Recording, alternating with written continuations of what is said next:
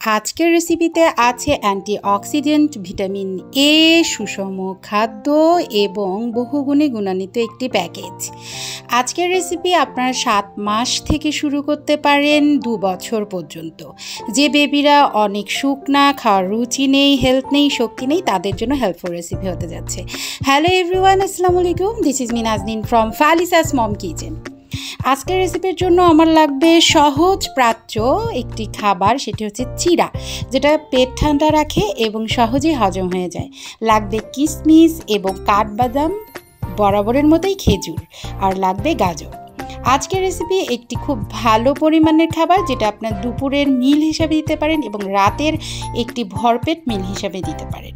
তো আমি সবগুলো উপকরণ খুব ভালোভাবে ক্লিন করে ধুয়ে নেব। আমি কিন্তু 2-3 বার পানি পাল্টে পাল্টে ধুয়ে ফেলেছি।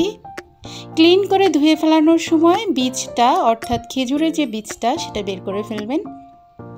আমি ক্লিন করে ধুয়ে ভিজিয়ে রেখেছি। দেন চলে যাব গাজরে। গাজরটা, অর্ধেকটা গাজর আমি গ্রেট করে নিব।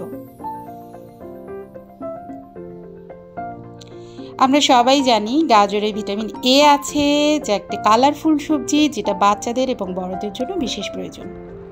আমার ভিজিয়ে রাখা হয়ে গিয়েছে। আমি চিড়াটা খেজুরটা দিয়ে দিচ্ছি এবং কাঠবাদামের যে খোসাটা আছে সেটা ছাড়িয়ে নিচ্ছি। এখন সবগুলো মিলে আমি ব্লেন্ড করে ফেলবো। দেখুন কতটা মিহি আর সুন্দর হয়েছে ব্লেন্ড করার পর।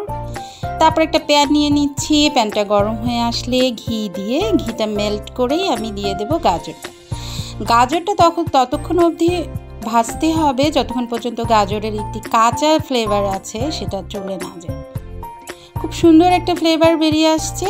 এখন আমি দিয়ে দেব আমার ব্যাটারটি।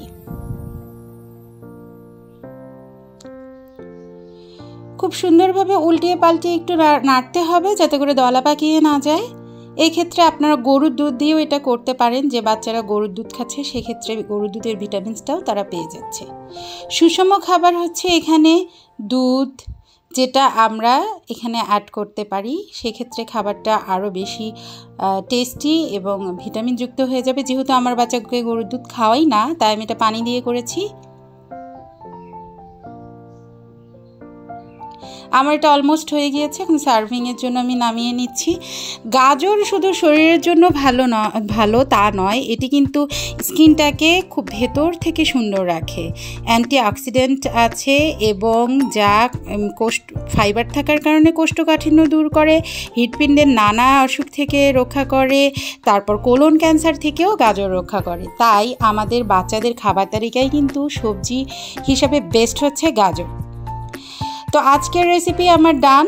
আপনারা ছোট্ট সোনামণিদেরকে, এটা ভারী হয়ে যাচ্ছে, যেহেতু ভারীটা যদি গিলতে সমস্যা হয়, সেক্ষেত্রে আপনারা হালকা কুসুম গরম পানিতে ফর্মুলা মিল্কটা গুলিয়ে এটাতে অ্যাড করে দিতে পারেন। আমি কিন্তু তাই করেছি এবং আমার বাচ্চা সকালে এটা খেয়েছে এবং সারা দিন এনার্জেটিক থাকার একটা ফুল প্যাকেজ কিন্তু আজকের রেসিপি। ভিটামিন এ অর্থাৎ গাজর কিন্তু দৃষ্টিশক্তি ভালো রাখে এবং রাতকানা রোগ থেকেও রক্ষা করে। এখানে দিয়েছি চিড়া, যেটা সহজ প্রাচ্য, পেট ঠান্ডা রাখে এবং কার্বোহাইড্রেট, এছাড়াও আরও অনেক ভিটামিনস আছে চিড়াও ক্যান্সার প্রতিরোধে সহায়তা করে। এছাড়া ড্রাই ফ্রুট হিসাবে আমি দিয়েছি কিশমিশ, যেটা পটি নরম করে এবং গ্যাসের সমস্যা থাকলে বাচ্চাদের কিন্তু সেটাও ভালো করে দেয়। এছাড়া আছে খেজুর, কাঠবাদাম, যেটা একটি গুড ফ্যাট। তো সব মিলিয়ে আজকের রেসিপি কিন্তু ভালো মানের একটি স্ন্যাক্স। আজকের মতো বিদায় নিচ্ছি। আবার দেখা হবে নতুন কোনো রেসিপিতে। সে পর্যন্ত আল্লাহ হাফেজ।